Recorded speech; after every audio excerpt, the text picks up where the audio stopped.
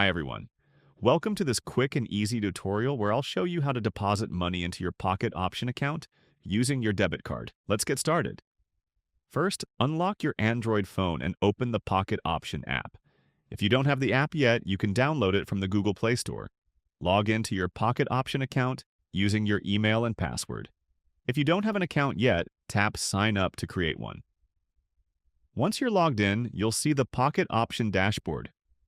To deposit funds, tap on your profile icon, then tap on the Deposit button. On the deposit page, you'll see several payment methods.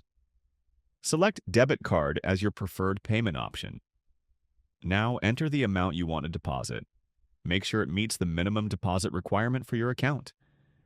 Next, enter your debit card details, including the card number, expiration date, and CVV code. Note that, before deposit, you will need to verify your details from Pocket Option. So, tap on Verify button and verify your account. Once your card details are entered, tap Confirm or Deposit to proceed. And that's it. By using this method, you can deposit funds into Pocket Option. If you found this video helpful, give it a thumbs up, share it with your friends, and subscribe to our channel for more tips and tutorials.